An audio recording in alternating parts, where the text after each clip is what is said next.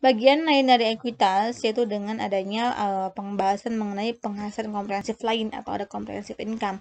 Nah, untuk ada comprehensive income ini biasanya berhubungan dengan transaksi-transaksi di luar apa saja yang dilaporkan di laporan laba rugi seperti pendapatan, beban, COGS, lalu kerugian dan keuntungan, kejadian di kejadian termasuk dalam pos-pos luar biasa, bukan semuanya masuk ke laba rugi.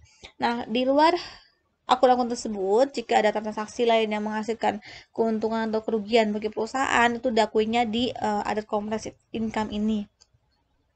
Nah, untuk adat comprehensive income sama halnya juga dengan adat income nantinya akan masuk ke laporan laba ditahan, dia nanti juga akan dilaporkan juga di laporan posisi keuangan. Sehingga untuk jenis untuk apa penyajian dan pengungkapannya kita bisa melihat bahwa di sini ada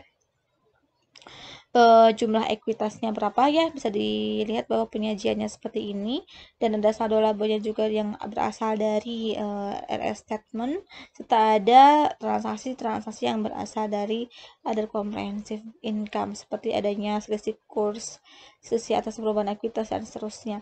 Nah, ini juga yang penyajian untuk menghitung saldo laba. Di mana untuk menghitung saldo laba itu ada penambahan laba bersih, lalu ada pengurangan laba dividen. Ini saya masuk ke paling belakang, ini agak apa namanya tuh, agak panjang ya sehingga kepotong sepertinya.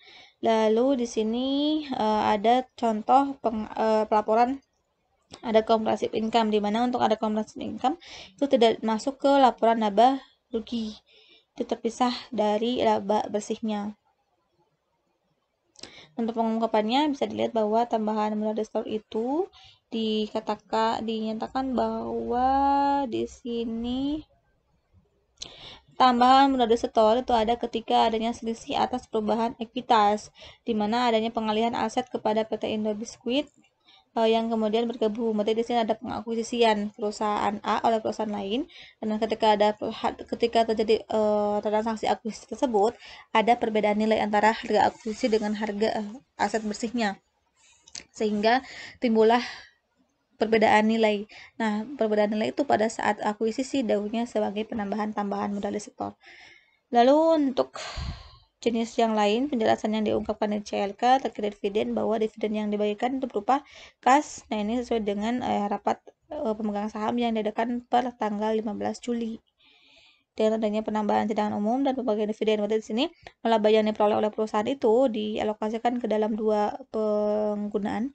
Yang pertama digunakan untuk pembagian dividen, dan yang kedua digunakan untuk penambahan cadangan umum bagi perusahaan, supaya untuk mengantisipasi jika perusahaan mengalami hal-hal atau transaksi di luar kebiasaannya.